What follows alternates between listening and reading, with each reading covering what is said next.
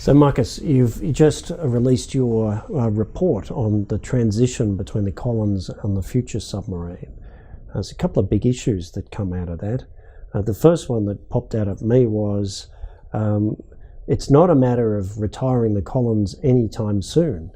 Collins is going to be in service for 25 years or maybe more, depending on what the government wants. Can you just sketch that out for people? Okay, so we've simply modelled the government's transition plan. So we've simply taken the information that's out there in terms of the future submarine schedule coming into service in the early 2030s, then a 2-year production drumbeat, so an additional submarine every 2 years, and also what we know about the Collins schedule and its full cycle docking schedule. And so when you map those two things on top of each other, if we want to prevent a capability gap, the minimum number of Collins that have to be extended for a further 10 years on top of their normal life is 3. But if you were to extend all 6 for a further 10 years, that gives you a lot more capacity and a lot of risk mitigation ability. If you only do 3, Collins is still going to be around for another 25 years. So best case, Collins is around for another 25 years. If you extend all 6 to give you more capacity to increase the number of submarines sooner, then it's getting onwards of 30 years. So whichever way you look at it, Collins is only about halfway through its life of type. And some of the crew of the final Collins haven't even been born yet. So it's kind of a sobering thought. Right, so a big thing that falls out of that is this is not like a transition between fighter aircraft, let's say, because that normally happens pretty rapidly, 4 years or so. Or think about the Super Hornet. It came into service very rapidly. This is really two submarine classes operating alongside each other over an extended period of time. That's right. So there's going to be considerable overlap between Collins and the future submarine in service, so probably over a decade. So one of the things we're arguing is that one of the key risks to a successful transition is keeping the Collins relevant.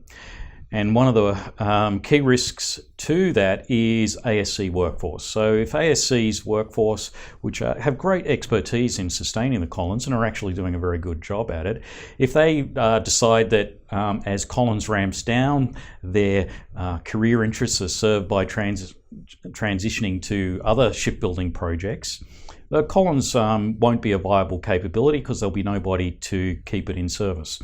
So one of the things we're recommending is the government needs to take steps now to preserve ASC's workforce. And one of the things we're suggesting is it makes a call right now to say that ASC will be the sustainment entity for the future submarine. And that will provide continuity and certainty over the next 20 years.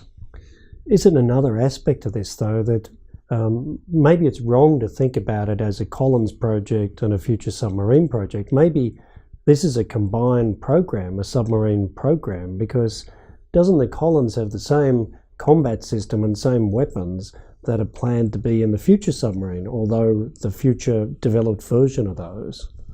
Yeah, so there's going to be a lot of overlaps between the two submarines. As you say, there's a commonality of systems.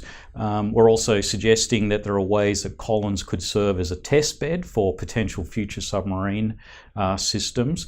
And so I think it's a big mistake to sort of regard these as two separate submarine programs, that the only way we're going to have a successful transition is if we have one overarching submarine enterprise. That could be commercially quite difficult to get ASC and the naval group, which is producing the future submarine, to work together. But I think the only way the transition is going to work is if we can get them together in one broad enterprise, all working to the same goal.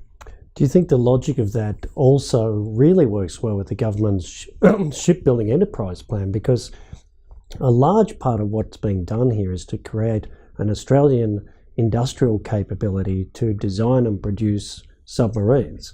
So what you're suggesting, having Collins and future submarine in a single submarine program and bringing ASC in early, that would apply in the design and build phase as well as through sustainment, wouldn't it?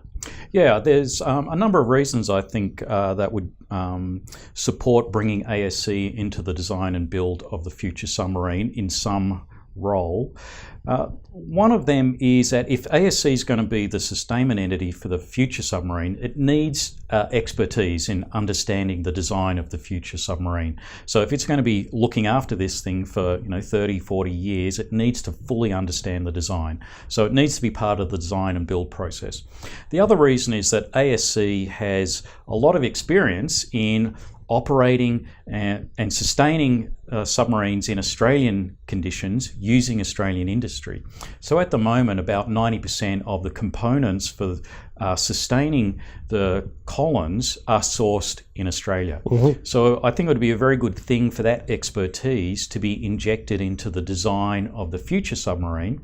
So it is designed from the ground up to be a sovereign, sustainable Australian capability. And it best uses the Australian industry capability that's been created through the Collins system as well. Yeah, and that's right. Yeah. I noticed there's mention of an East Coast base in the report. Tell me about the logic of that. I can see it, from an operating perspective, being able to deploy from both the oceans and support the submarine fleet from both oceans is an advantage. But there are probably workforce and industry benefits too. Did you want to talk about that? Yeah, I think the other key risk, aside from ASC's viability over the next 25 or more years, the other key risk is developing a large enough Navy workforce to operate a much larger force of submarines. We know Navy's had difficulty for a long time in crewing its 6 submarines. And that's basically because all the submarines are based on the West Coast and has trouble recruiting and retaining people who generally in Australia are from the East Coast.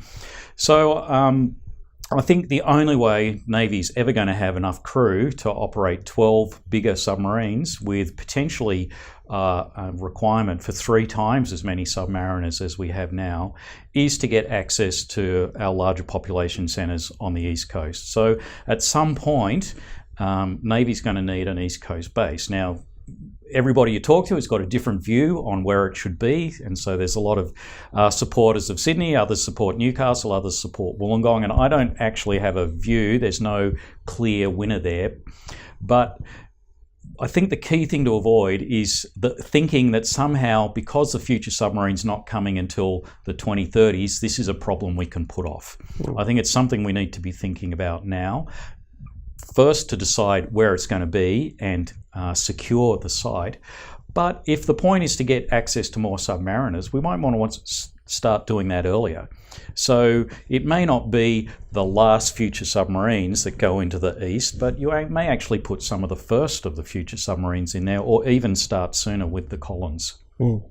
Great, Marcus. Well, I think there's going to be furious debate about every aspect of this report, but I think the great thing about it is it puts some of the known knowns down, the time frame of production of the future submarine, the drumbeat for Collins and its maintenance cycle, draws out some insights from that.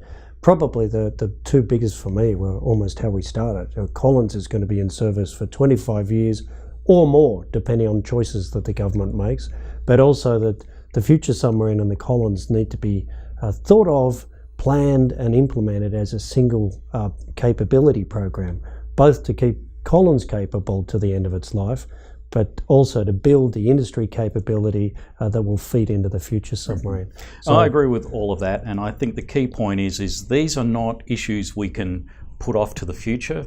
We need to start thinking about them now, and government needs to actually start making some decisions about these things now. And it might complicate the front end even more than we've seen with the current negotiations, but I think if these issues aren't addressed appropriately, then the result won't be what everybody needs, which is capable submarines throughout that transition and with that future submarine. So thanks very much, Marcus. Thank you, Mike. Okay.